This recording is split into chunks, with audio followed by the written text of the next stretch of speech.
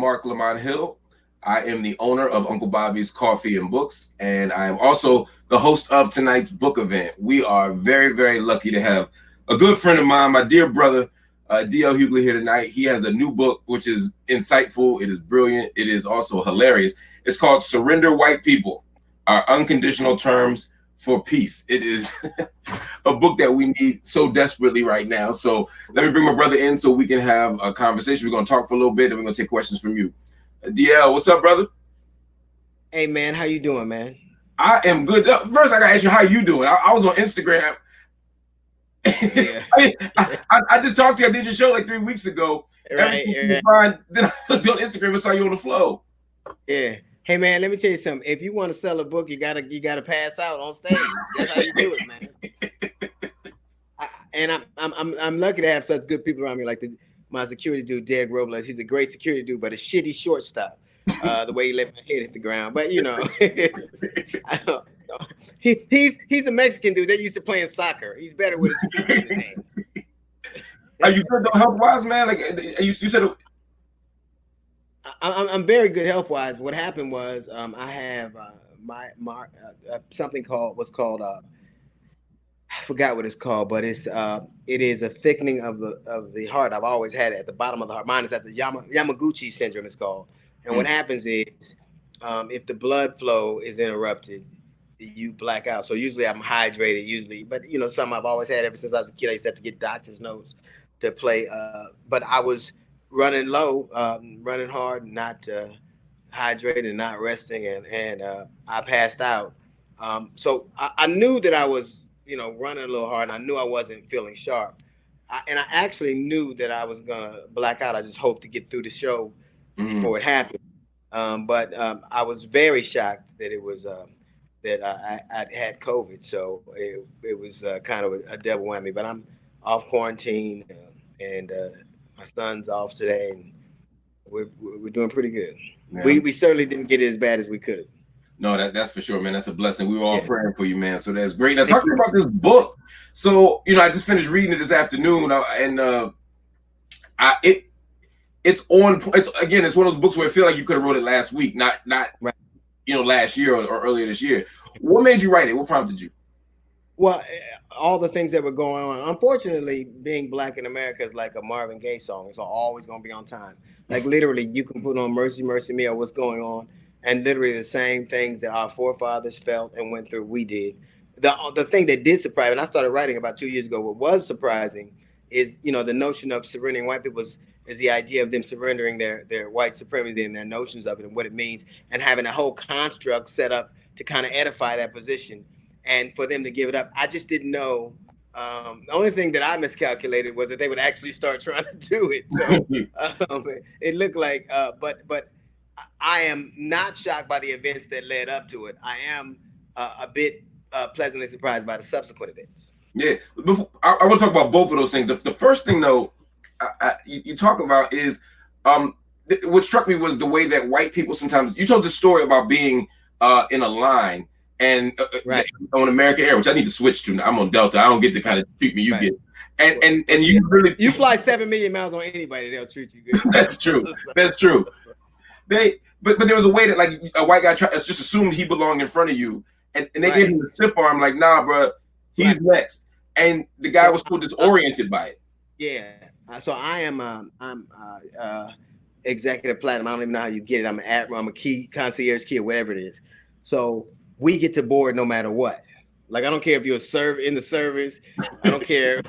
Like, no, let them go. So we were getting on the plane, and this white guy, they said first class, and concierge key in first class. So it's a white guy, blue blazer, flag on his lapel, walks up, and me and Derek, so she was Asian, and me and Derek, my Mexican security guy, were behind us, and she moved him out the way and put us up. And I was like, that's the closest I'll ever get to white privilege. Like that look on his face. Because that was his whole nightmare. An Asian, a Black dude, and a Mexican went in front of him. He definitely went home and voted for Trump again. So, but it was. I said that because I for a small second understood what generally their life is like, and how the look on his face. Obviously, that had if it had happened, it certainly hadn't had happened to him a lot, where people that he, obviously felt like he walked past everybody, like he's used to that. And to see somebody that didn't look like him, or didn't, obviously was nothing like him, at least visibly, he was shocked that we got to go on. So this is one of the things I was thinking about as I was reading this. What's the motivation to get white people to surrender? Like, why would what's the motivation for a white person to surrender? Well, I think it's just to be fair. I think it's just to embrace the tenets of America. I think it's just to make the American ideal be true. It's just not the bullshit. It's to stop lying. My motivation was to. I've always tried to use humor and my only thought and my only goal really is to make to be as clear and ironic as possible, in the hopes that people see themselves, and that's regardless of what I'm talking about. But I think that comedy or art should be like a mirror, and people should take from it, extrapolate from it what they want.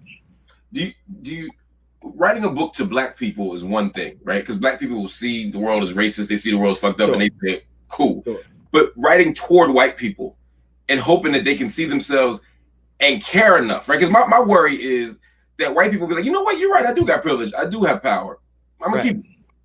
Right. Well, who wouldn't want to? But I think I just try to write as human as possible. I try to. I think at a certain point, whether people believe this or not, we are all human. We all have the same fears and idiosyncrasies. Of course, our die has been cast a bit different, but I've always tried to be as human as possible. And to me, when I write, I try to make sure that I'm being as true to my experiences as possible, and hopefully another human being has had them. But my goal is just to be as honest and ironic as I can be, and kind of let the chips fall where they may. So I don't know that I write for anybody. I write from my perspective and see what happens. I hope white people. Maybe it's my secret hope that white people read this book. It's my publishers too. Right. Right. Hopes that too. Right. Negroes don't usually get you in the New York Times list alone. Right. So I appreciate that idea as well, but also because I think there's something to learn when you hold that mirror up to them. I mean, you one of the things you said in the book was that we're not winning. You kept us honest, right? You said, we're not winning. I mean, Trump's in the White House, other stuff is happening. We're not winning, but we are moving in the right direction. You begin with a sense of hope. Well, I think a sense of honest truth. Yeah. Demographically, in 30 years, this will be a majority minority country.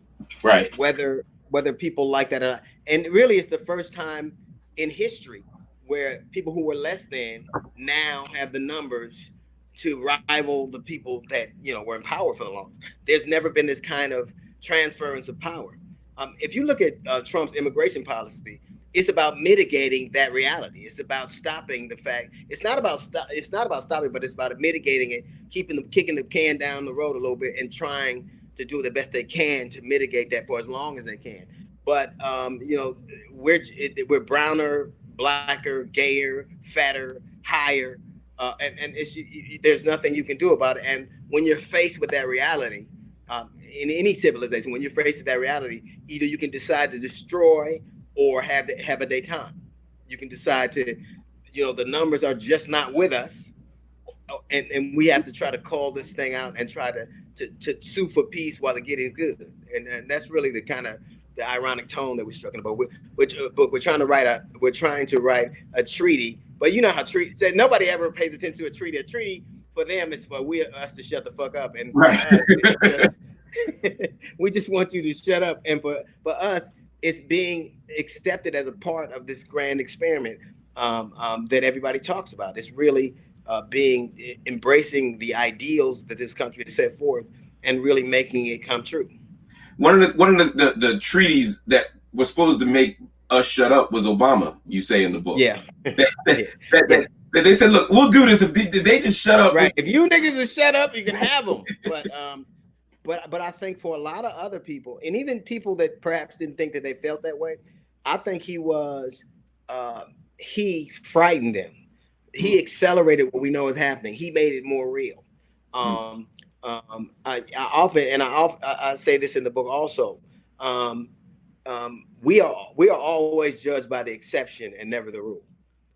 Like, why can't you be more like Obama? Or why can't you be like Michael Jordan? Or why can't you be like Kobe Bryant? Well, those men are exceptional. Right. Everybody else is the rule. But black people, by and large, are just judged by the exception. We're held up as the most exceptional one. Why can't you be like Colin Powell? Why can't you?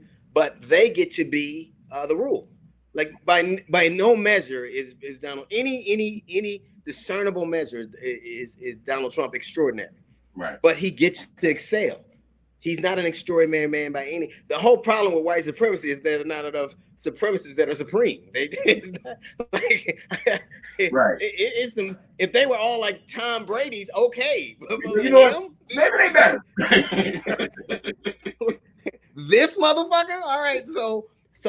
But all we really want is the idea that we can go through our life and not have to be exceptional to have a decent life.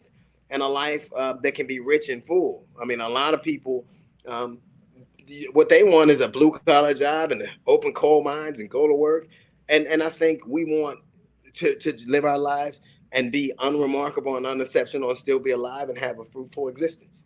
So why do you think an Obama presidency, which for those working class white people that wanted the blue collar job, that wanted a pension, that just wanted they had a much better chance of that under Obama than they did under Bush or under Trump. What is it about whiteness that makes them want to lose all of that and run toward this other thing? Well, not only lose it, look at what's happening there. What is happening to America right now is directly attributable to their homage to white supremacy. No other country, the European Union got hit. The other nations got hit with COVID-19 the same way we did. What is the difference? The same time we did. What is the difference between us and them? Leadership. Leadership. White people are dying. This country is dying. This country's in economy is in shambles because they made a choice to make a game show host president, and that's what happens. We are literally. Arizona gets more COVID cases than the entire European Union, and they have 100 million more people. Arizona, right now, gets more COVID cases than the entirety of the European Union. Why? Why did I get COVID? I got COVID because there's no standard approach. There's no standardized, because there's no central location. There's nobody saying this is what we'll do. There's everybody out for themselves. It starts from the top. What happens in Texas doesn't happen in Texas, doesn't happen in California. What happens in Dallas doesn't happen in Houston. So there's no uniform approach. So there's nothing. The only way that we would ever be able to stand up against something like this is to be uniform in our approach, to do the same things, to be consistent. It's like going to Vegas. Vegas wins because they play by the rules all the time. We lose because we don't. And that's what's happening. One of the things that's happening with COVID in particular is this idea that we can open up the country.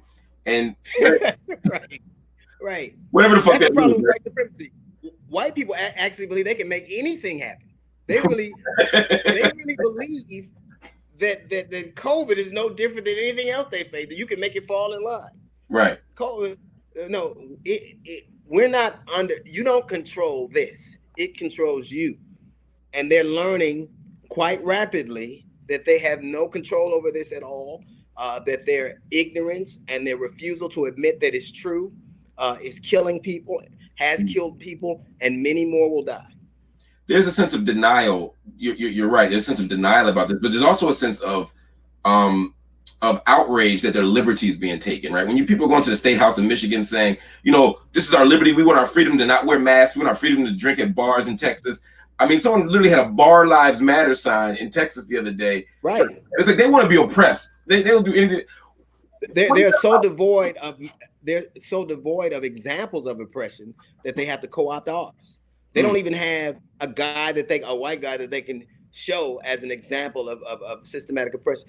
Like when we protest, it is because an injustice has been done. They protest because they can't go to the mall. Literally, they can't go to the mall. I'm like, you're treating me like a slave. That's why I sold your kids. That's why that's almost. They have no examples of it. And this thing right here that we're going through is an example of us not being able to adjust, and our might, our strength, our money, all the things that we have used like a club forever it's like being Mr. Howell on Gilligan's Island. It doesn't work. You can Mm. be as rich as you want to be. It does not work if you can't get off that island, and that's exactly where we are. Is it too cynical to read to also say that it's much easier to open up the country when it's black people dying more? Yeah, of course. Listen, what did the lieutenant governors, several Fox pundits, people are willing to risk their lives, and people should be willing. That they believe that people should be willing to risk their lives for the sake of this economy, and black people shouldn't have to do it because our ancestors did enough of that. But that is their idea of what matters, the economy, and the only hope that he has of getting reelected is to have an economy. And of course, you have millions of jobs being taken. They're probably filling the jobs of all the people that are dead now, or all the people that are sick now, or all the people who aren't working now. Look, I tell you what, when this many people in dead and sick, it's openings a lot of places. Yeah, yeah. The one of the things I want to talk to you about is your process as well as somebody who writes for a living, right? I mean, writing comedy is a very different process than writing a book. I'm assuming because I don't write comedy. So I guess my question would be, how do you approach the two differently? Are there differences? I don't believe they are. I think it's like you have found a way to make a living based on your perspective. Now, whether you write it or speak it or illustrate it in some kind of way, it's the same source, different uses. It's no different than the water comes into your house. You can use some to cook, some to take a shower, some to wash your clothes with, but it's the same source, different uses. It's just how you apply it, and it really feels no different than that. Do you sit with ideas for the same amount of time? This was easier. The last two have been easier to me because I've already seen. I mean, like How Not to Get Shot was fairly easy. This Surrender White People was fairly easy. I'm writing a new book about predisposed, called Predisposed, where everything that happens to black people, they say it's our fault because we're predisposed for it. Right. Like I watched the Surgeon General basically tell black people that it was our fault that we were dying in disproportionate numbers because of the way we eat and what we drink. But the things that happen to us. They don't happen to us in a vacuum. We have what we have because of environment, because of lack. Right. We eat what we eat because of our environment and because of lack. And so those stories are kind of easy for me to wrap my head around and write the through line. The other thing I noticed, the thing I liked about this book, and I've read all your books, but this one I thought was interesting because it was even more sort of intentionally sort of steeped in research and history. For example, when you're talking about compromise and you start explaining the different compromises that have happened in America, like the Missouri Compromise, etc., 3/5 compromise. I don't know if people expect that. I expect that from you because I know how you think and how much you're a student of the world, but I'm not sure other people do. Was that also another piece of this process? The type of what kind of reading goes into that? What kind of preparation goes into that? It's amazing because all you have to do is want to learn. Everything we want to know is at our fingertips, literally. Everything we want to know. Now, how you process it and how you inform it, how you couch it is different. But all the information, every time there is a compromise, that means that people who are less than will suffer, and that's always been us. Every single time. It is the reason why, as hopeful as black people are about what they're seeing right now, in the end, we're worried about that kind of bait and switch where we got. At least we did this, like that. We're the chief of at least this happened. And I think that's why we're both hopeful and reticent to kind of embrace it because although I think all of us want the potential for what's happening, we're bracing ourselves for what we've always known, that kind of bait and switch thing. So let's talk about what's happening because we sort of started there. This idea that you wrote a book that you said is somewhat evergreen. White supremacy is evergreen, but there is something about this moment that is different, which is that white folk giving stuff back. They're canceling Golden Girls episodes. They're renaming streets. They're singing "Lift Every Voice" and singing at the NFL games. Whatever we think about that, there's something different has at least happened. Sure, but you're right. They are doing a lot of things. I watch, and I think primarily it's because all of us now, the world was on lockdown. All of us were forced to sit down. And we had no power to control it at all, and we were forced to see things that we might not otherwise have. Like we would have seen them, we would have seen Ahmaud Arbery, we would have seen Breonna Taylor, we would have seen what happened to George Floyd. They might have missed it, but this time they did. for whatever reason. And it's not too much different than saying it is because they saw. There was nowhere to hide. There was if you see something, you're compelled to do something about it if you consider yourself a part of the human collective. And I think that and there are a vast number of people who are, and what they're willing to do about. But by the same token, people who are rightfully appalled by what happened to George Floyd, some of those same people are fighting for monuments to men who did far worse. I heard Donald Trump, say that Black Lives Matter was a symbol of terror, but he signed an executive order to protect actual monuments to terror. Right. Who's responsible for more deaths? Black Lives Matter or Andrew Jackson or Stonewall Jackson or any number of the myriad of people who they enumerate? Like, to get a statue in America, the predicate is that all you have to really do is brutalize Black people. Like, we have a lot of statues to men who brutalized Black people. The last time they built a statue to a white dude that didn't kill a lot of Black people was Rocky, and he beat the shit out of Apollo Creed. He killed him damn near. He beat the shit out of 2 niggas I know. So. Right. But look at the father of modern gynecology has a statue in Central Park in New York. His claim to he's the father of modern gynecology. Now, he performed surgery on enslaved Black women with no anesthesia. Extrapolate that out. He's the father of modern. Many of his techniques are used in modern medicine today. He believed that Black people didn't feel pain. And a lot of people in the medical arena today believe the same things. And it's why we die disproportionately of this disease, why women die in childbirth.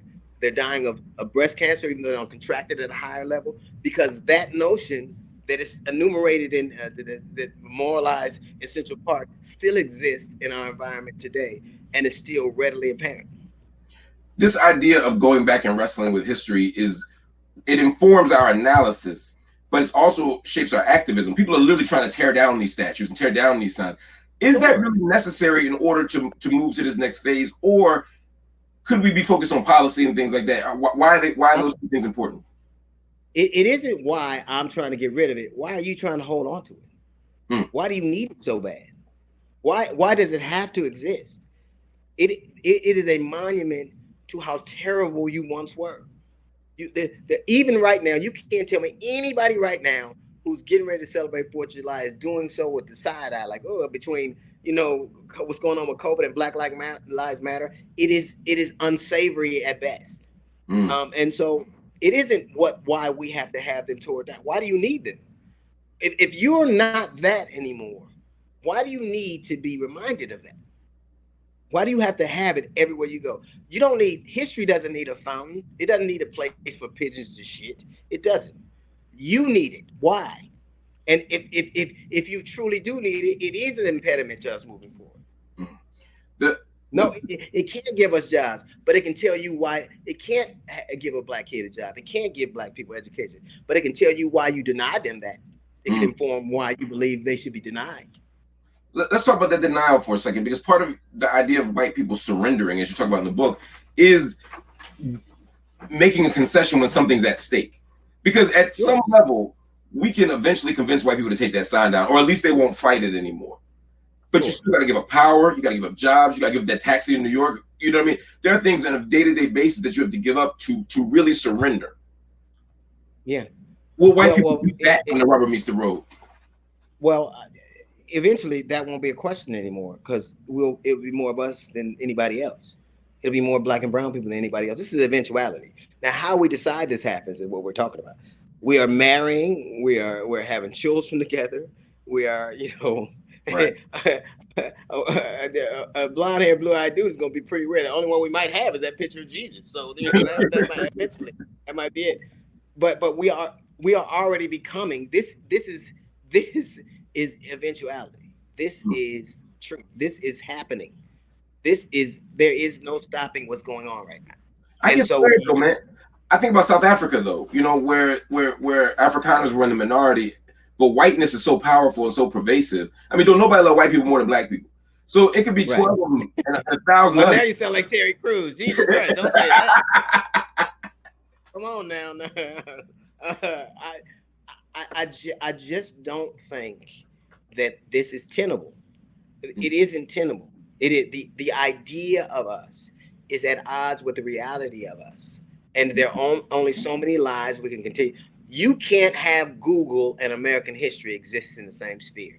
You can't have it because now we know, and now we know.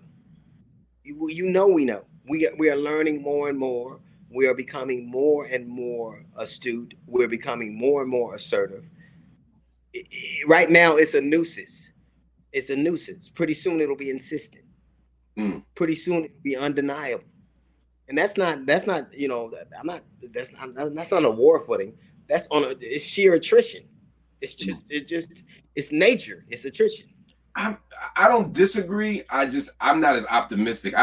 It's funny you mentioned Terry Crews. I watched Terry Crews do his sort of unprompted support of white arguments against Black Lives Matter. I did a debate a couple weeks ago with Candace Owens. You know, I'm watching. You mentioned the Surgeon General Jerome Adams telling people to stop eating fried pork for their abuelas and grandma, big mamas. Yeah, and I see that, and I wonder. I think about how deeply entrenched white supremacy is in so many of our minds. Not always to that extreme. Could be some more ordinary stuff, like the way we go with our hair, what kind of neighbors we live in, what kind of body types we want to have, and who we want to be president. And I'm less optimistic at how easy this project will be. How fast. Ease is different than insistence. Ease, and to be clear, you brought up the Surgeon General. Look at where he was then, and look at where he is now. Look at what he just recently said. Look at what he said, that the pre-existing condition we face is systemized oppression, is racism, systematic racism. He said it now because he couldn't lie no more. When a black man tells who is in the Trump administration finally tells the truth and has no other way out, right? You can, and this isn't about who I believe or what political ideology that I spark to. It is about people deciding what we are and what will be. I talk about reparations in the book, and that seems like that's an affront to a lot of people. But this country has always paid reparations. It paid reparations to slave owners. It paid reparations to Italians in the Reagan administration. It has paid it to the Japanese. It has just never thought to do it to us. Why? Why? Why is that where you draw the line? You paid the men and you paid the people that lost us as chattel. You paid Italians who were lynched in the 1980s in the Reagan administration. You paid Italian, and you paid Japanese. Why not us? What is it? Why? It's almost like this whole notion of black on black crime. White people kill white people as much as black people kill black people. Latins kill Latins. Asians kill Asians. Husband kill wives. Wife kill husband. Why is it that we get a special dispensation? Why is it us that are? Because what you try to tell us all the time is that we're inherently sinister, and you do it with your words, with your laws, and with your monuments. But the more we come to know who we are, the less those things start to impact us. What role do you think electoral politics will play in creating this? Like, well, right now we're facing an election, for example, where you have two candidates with troubled histories. Obviously, one is a lot more. I'm not saying they're the same. They're two different things, but neither is ideal on this thing. I've never seen an ideal politician. Never seen one. But I've also never seen much change happen without the leverage of politics. Unless somebody historically can show me where it has happened. I just know that is the mechanism that we use, and I don't know that there's a such thing as a perfect politician or a perfect candidate. They wouldn't be politicians if I don't know if perfection exists anywhere, but I take the opinion. I'm of the opinion that black people vote to survive. Liberals tend to be very aspirational. Conservatives they want things to stay the same. Black people, how can we live through this shit right here? That's the kind of my assessment of it. And I think I don't look for political remedies, political solutions. I do look for remedies. I do look for answers to some questions. There are some things that appeal to me and things that don't. But on balance, I know that the only things that move us forward, at least in as this society is set up, is the political level. Well, and that's the interesting distinction, right? I mean, Baldwin talks about that, right? The black people use the ballot as a means of, he said, buying time, right? We're trying to survive. Sure. Your language of survival. Right. So if I that's sad, but it's true. Yeah, no, it makes sense. That's why I see how we vote to survive. I guess what I'm wondering is the extent to which that'll help us in white supremacy, right? Should we look there for that, or should we be doing that to survive while we do this white supremacy thing somewhere else? I think that it is what. Here's the thing that I find: every accomplishment that we have had, we've done it over men like these, like over their protests, over these men who cry, and we've dragged them kicking and screaming. We have always rolled over them, always. Eventually, they'll run out of things to put in front of us. It won't, maybe not you or me, but our children are definitely becoming different. They are not us. They are not who we were. And hopefully their children won't be who they were. Yeah. But this is the thing that feels different about this particular thing is it doesn't seem like a question. It seems like a demand. It doesn't seem like a request. It seems there's a sense of urgency and not an acquiescence, but an urgency that I've never seen before. And so it's interesting to me. Before we, by the way, if y'all have questions, make sure you reach out, send the questions in the comment box or in the chat. I'll go to them. We're gonna go to them in just a minute. Reparations is something that has been, for many people, like the non-starter for any kind of real surrender, right? That ain't no way black people can be who we're supposed to be if we don't get the repair for the damage that's been done through generations of slavery. Absolutely. How it's a conversation that's more prominent now than before. How close are we to that? And is that indeed a non-starter? Look at things that were non-starters that weren't. The idea of gay marriage and the LGBTQ community being as openly accepted as they are. The marijuana being more accepted. So there are things that 15 years ago, we would never be having this conversation. It would seem as far away as that. Look at what's happened. There are institutions. Georgetown has done it. Harvard, the Ivy League colleges have made reparations. They have decided that the descendants of the slaves that they sold off can now access education. I don't think it's as foreign as people believe it is. I think it's much closer. You have NASCAR talking about Black Lives Matter. And of course, Bubba Watson ain't gonna never win because he'll always get pulled over by the police for speeding. But why are you going so fast? I'm in a race. Don't you pull that race shit on me.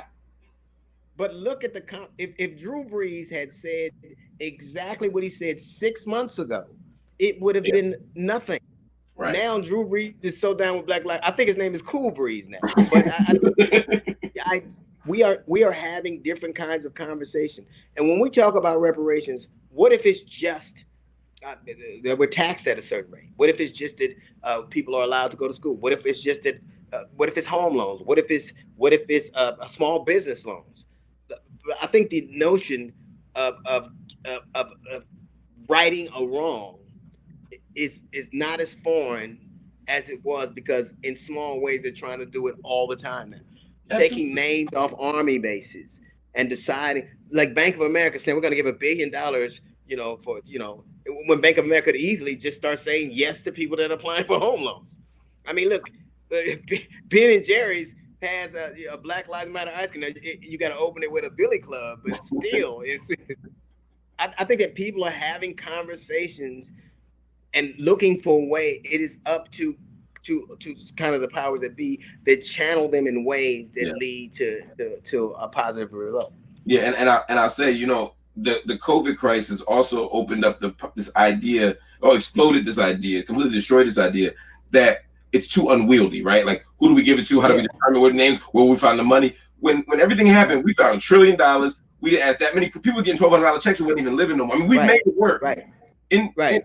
So it's about will. It's about political. It is, and it's about, now people are saying Mitt Romney marched in a Black Lives Matter movement in Utah. Now, of course, Karl Malone wasn't there when it happened. I mean, it was like, I don't know how many. Right. I mean, Gladys Knight wasn't in Utah then, so I don't know how many. I don't know how many people were there. How many Black lives you had to protect? If the Jazz ain't in town, I don't know. Or Brigham Young University ain't playing. But look at people now. Look at the people who are trying to move forward and trying to hear from a different ear, and the people who are not. Look at where the Trump has doubled down on a way America's moving on from. And we'll see how long that lasts. But clearly, we're having conversations that at least seem at least more insistent than they have in my estimates. Absolutely. We got a question coming in. Someone said, is there a space for Black Americans to ascribe a conservative ideology without being forced to adopt or to adopt that of white dominant followers of American so-called conservatives? In other words, why must all Black folks be expected to sheepishly follow campaigns that never support the needs of our community? I think what they're saying is there a way to be a Black conservative, not support Democrats all the time, but also not be a Trump Republican or down? I don't think you can. I think you can be a Black conservative. I don't think you can be a Black Trump supporter and be a decent human being. I don't. I don't think that doesn't exist. So you can't. Those are very much binary choices. Could you be a good? I could have voted for Colin Powell. I thought kind of rights I didn't agree with. I can't think of one Black supporter I think is redeemable in any way. Name me one.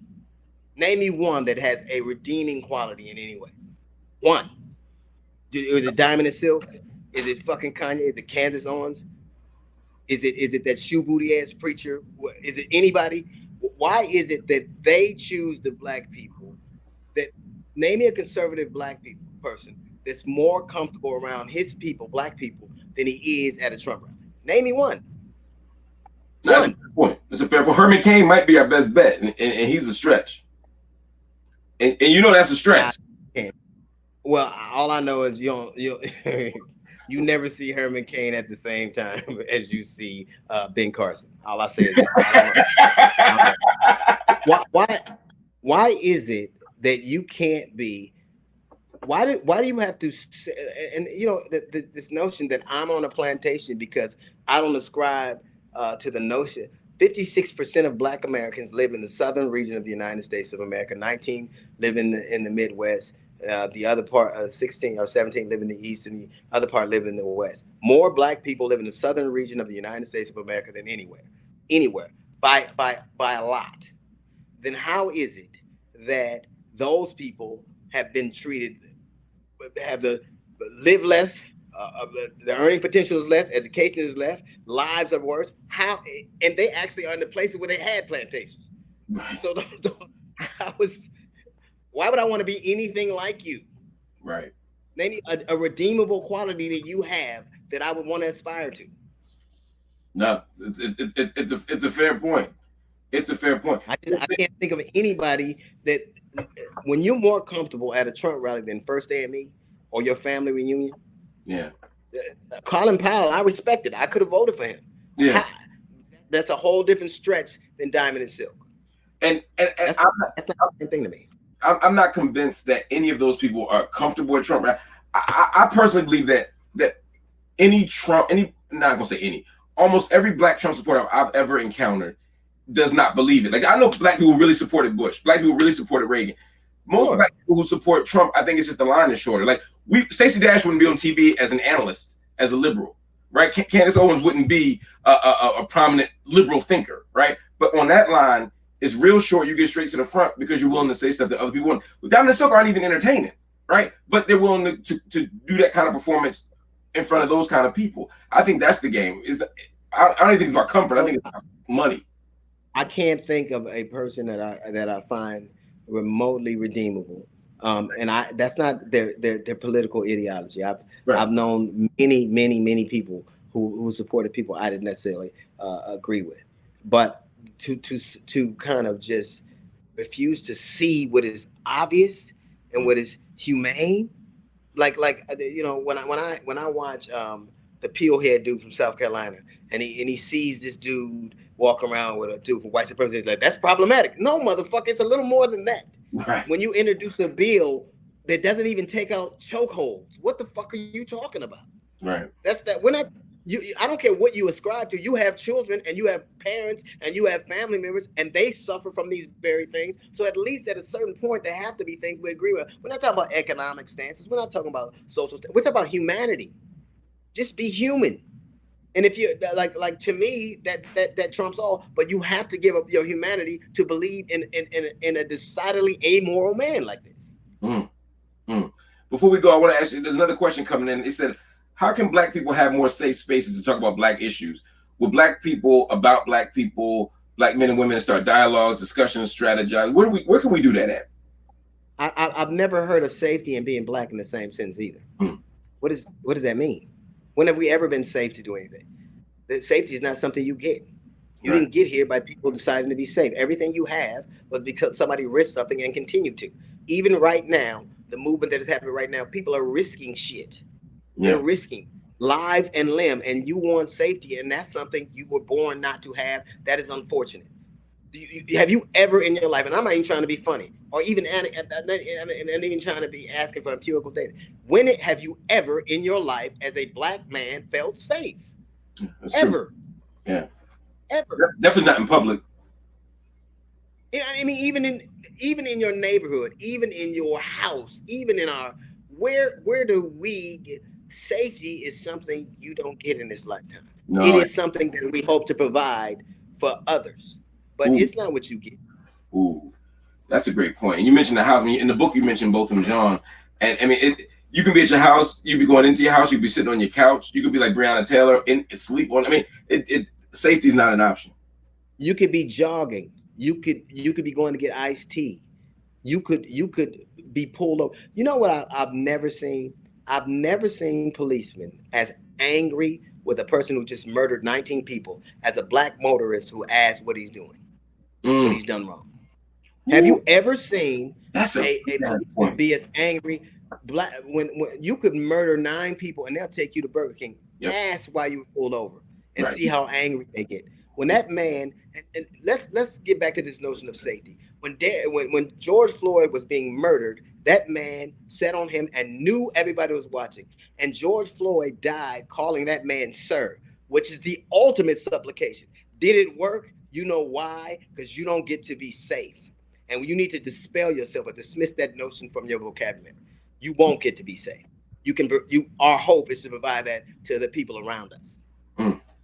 Last question. You in the book, that last article is that we are part of America. What does an America look like that has full inclusion from Black people and full surrender of white people?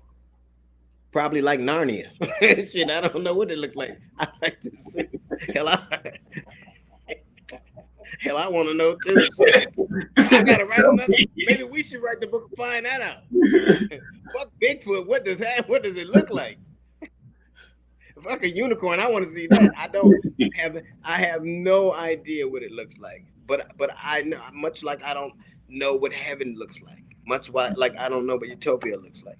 Those are notions that are past that are past my periphery, my vision, my scope. But I do know this, that it is something I hope that people who look like me get to know one day.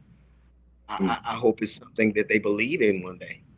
So I don't know what it looks like. Well, one thing I know for sure is at every moment in Black history, in the Black freedom struggle, we didn't have to have a clear, exact vision of what it was to fight for and struggle for it.